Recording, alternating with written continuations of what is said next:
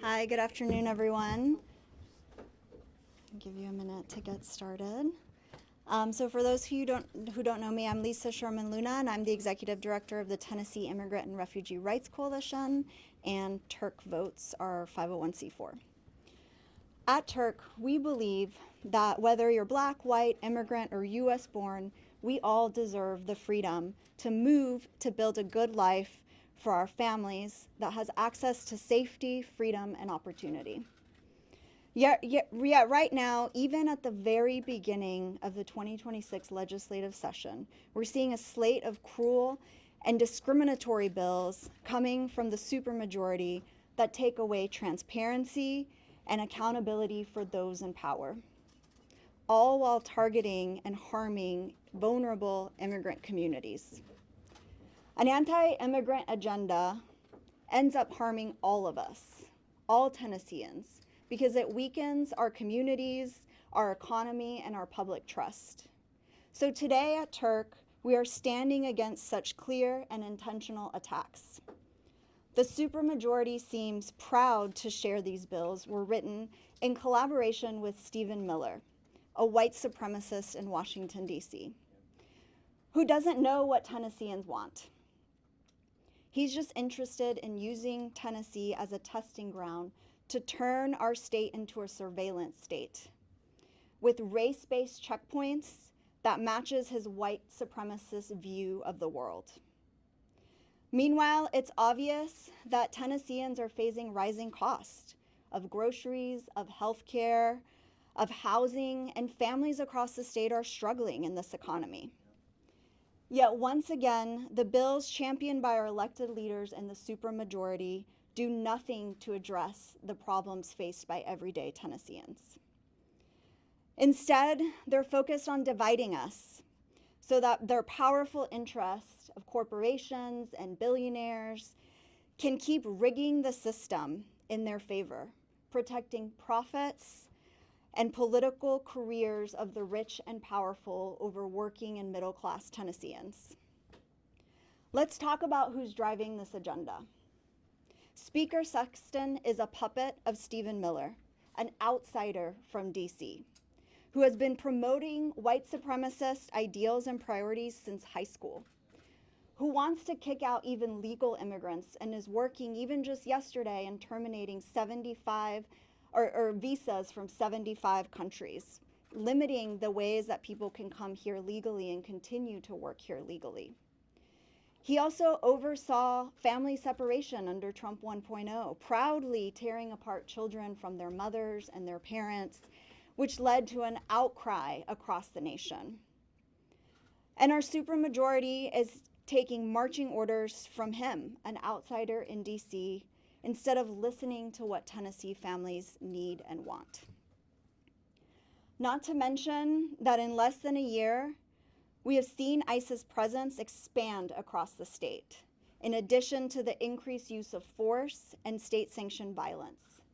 In less than a year, we saw 2 287G agreements go to more than 50 across the state. This is especially obvious in Memphis, where the task force became an excuse for the Tennessee Highway Patrol and other federal agents to racially profile community members to enact Stephen Miller's mass deportation agenda. Some of our own staff had faced this racial profiling and been stopped just for driving while brown. We've also seen the escalation of violence rise to the points of deadly force. Last week in the murder of Renee Nicole Good in Minneapolis. And what is the supermajority's response?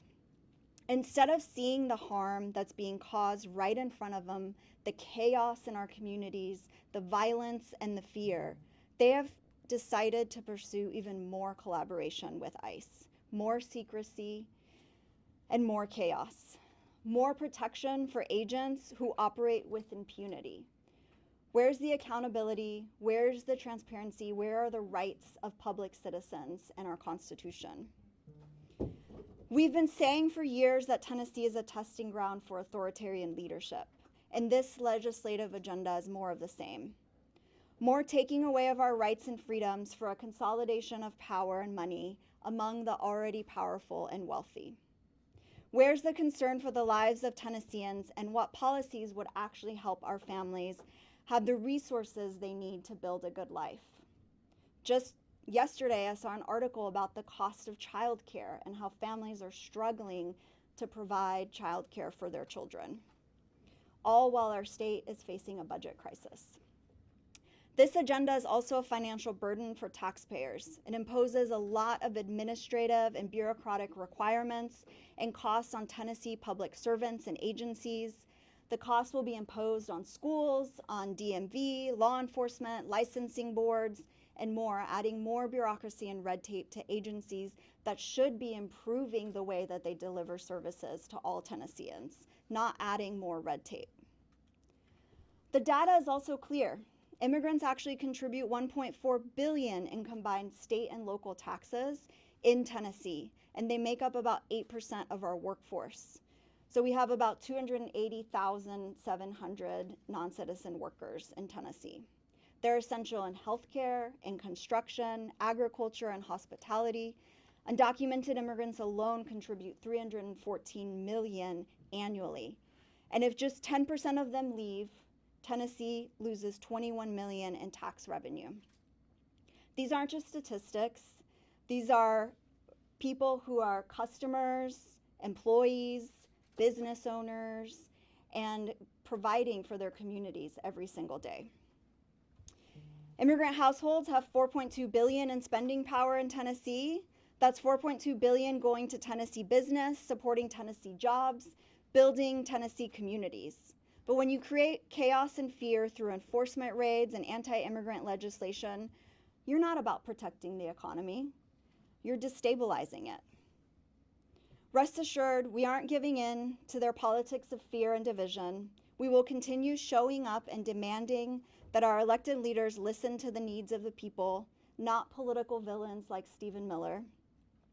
More Tennesseans than ever are ready to take action to defend themselves and their neighbors, and are getting more and more desperate to address the affordability crisis in their daily lives. We're asking Tennesseans to join us in this fight, to take action, to pay attention, to get involved. Your government isn't working for you, it's working against you. And we have to defend the rights and freedom of all of us. At Turk, we're organizing and mobilizing, and we know that people are ready to stand together, that we're not going to be divided, and that we have power together to build a Tennessee where all of us can belong and thrive, and that we can be proud to call home. With that, I'm going to introduce Cesar Bautista, our campaigns director at Turk. Thank you so much, and good afternoon, everyone. I echo the words of Lisa to declare that Turk Votes. At Turk Votes, we believe that all Tennesseans deserve to live safely with resources we need for good lives. Whether if you're coming from, or if you are born in Memphis, in Mexico, in Johnson City, or Somalia. But instead of addressing what families are actually struggling with, our supermajority is manufacturing an immigration crisis to divide us and to distract us. I want to be clear about what's happening. Tennessee's supermajority has been handing out billions of corporate tax breaks, then telling struggling Tennesseans that there's no money for schools or for healthcare. But somehow they always find money to pit us against each other and target immigrant communities. Every time immigration is used as a public weapon, it's meant to distract us from the real issues: stagnated wages, rising costs, and a system that keeps rewriting the powerful and everyone else's expenses. Why would our supermajority legislators prefer to work with and collaborate with Stephen Miller, a known white supremacist who proudly separates families and has spoken up to end all legal immigration when they should be listening to what Tennesseans want? Tennesseans deserve leaders who solve problems, not create them. We need affordable housing, good paying jobs, fully funded schools and healthcare we can afford. Every dollar spent on this cruel enforcement theater is a dollar stolen from what we actually need. I heard in the press conference this morning that their desire is to focus on pushing immigrants based on their legal status. But let's be clear. This presidential administration is regularly removing the legal status of millions of immigrants who have built their lives here, started businesses here, that they're raising their families here. And now, after all the years of and thousands of dollars spent, they're getting their status taken away. Just yesterday, the Trump administration said they would refuse to offer visas to immigrants from 75 different countries. This is cruel and shows an agenda against anyone who is different. We're calling on all Tennesseans to join us in demanding that our leaders listen to the people and pursue policies that actually help us build a good life for our families, including fully funding our schools, eliminating the grocery tax, and making healthcare affordable. I would like to now introduce Reverend Wesley King, Associate Minister at Vine Street Christian Church. Thank you, and good afternoon, everybody. As he said, I'm Reverend Wesley King. I am Associate Pastor at Vine Street Christian Church, Disciples of Christ.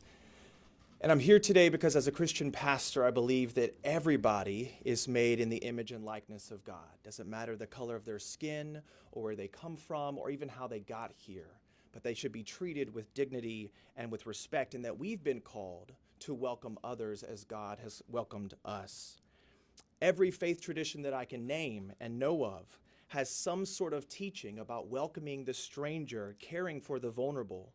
Leviticus 19:34 says, "The foreigner that is residing amongst you, you must treat them as your native born. Love them as you love yourself."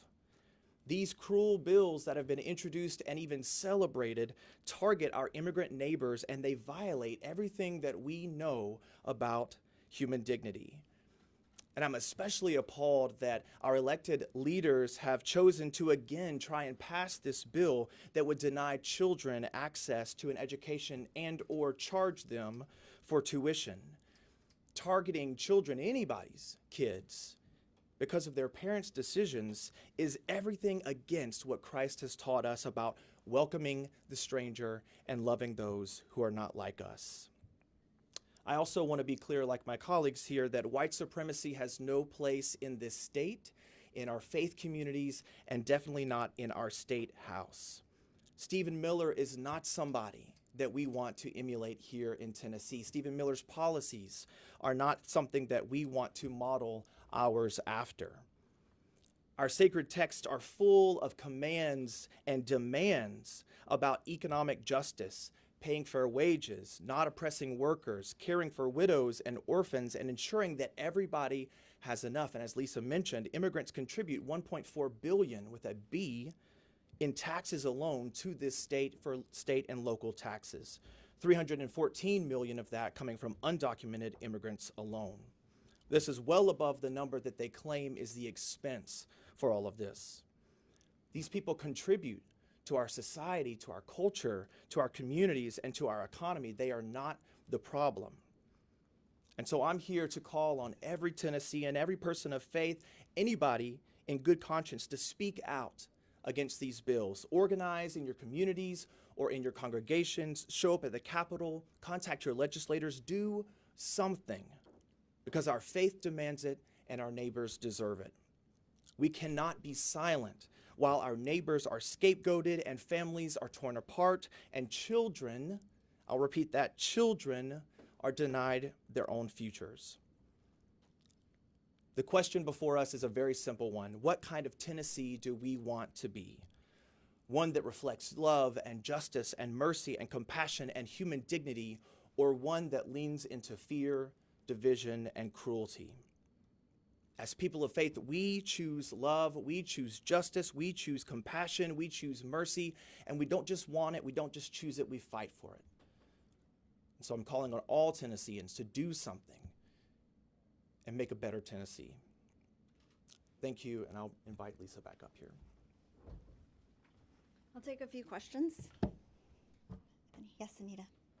So, what do you make of the component of this legislation that makes it a misdemeanor to be a immigrant in Tennessee after receiving a deportation order?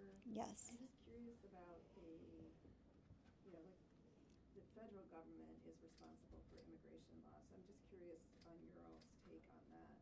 Yeah, we still have to review legislation for everything that's filed, but that one stood out to me particularly because Turk is already engaged in litigation against unconstitutional laws that were passed last year by the state legislature. And that bill in particular of criminalizing entry and re-entry is already a federal law and has been defeated in other states because it is preempted by the federal jurisprudence. So one has to wonder, what is the Tennessee legislature doing, engaging in legislation that is going to lead to more frivolous lawsuits instead of addressing the needs of Tennessee taxpayers, like expanding access to child care, ending the grocery tax, instead of laws that we know for certain that they will lose in court. Right. Yes. Hi. So currently right now in the state of Tennessee, if you don't have a driver's license, you can just show like a work ID and you can just show your proof of residency, you're able to get a license plate. So we found out that undocumented immigrants also fit that bill. How the Tennessee legislature just spoke about restricting access for undocumented immigrants to get a hold of that license plate, which some of them, in turn, sometimes use it to drive, to get to work. What do you think about that piece of legislation? I'll have to review the legislation in detail before I can comment on it, but I think another one that stood out to me related to driving was making it a requirement that all the tests be in English. This shows that this isn't about people's immigration status, it's about discrimination and making it harder for people who don't speak the same language or don't look like you to be able to access our roads. We already have actually driver's license tests in many languages, actually, in fact, languages that of corporations who have a big interest in Tennessee because we were trying to appeal to corporate interest from international companies. And so once again, this is going to have harmful impact, not just on families, but even on Tennessee's own business interest. And so just for people that, what are your thoughts on undocumented immigrants being able to get behind the wheel, the necessity of that? It makes all of us more safe when people can have a driver's license, pass a driver's license exam, have insurance. Personally, if I'm on the road, I want to know that somebody has been able to access all of those things. And so we need to expand access to driver's license for everyone who is going to be behind a car, not make it harder and criminalize that. Instead, we need to be looking at opportunities to expand access to driver's license. So one specific incident, I believe it was Raquel Lorena Barajas. She was killed. There was an undocumented immigrant that crashed into her. The person did not have a driver's license, but had a license plate. A car was registered in their name. So, I mean, there are undocumented immigrants that are getting behind the wheel without a driver's license, but still have a plate. So, I mean, but I did speak to an undocumented immigrant who's done that, but he says he just needs to get to work, and it's kind of, it's hindering people from doing the things that they need to do. So what are your thoughts specifically on undocumented immigrants being able to just register their plates?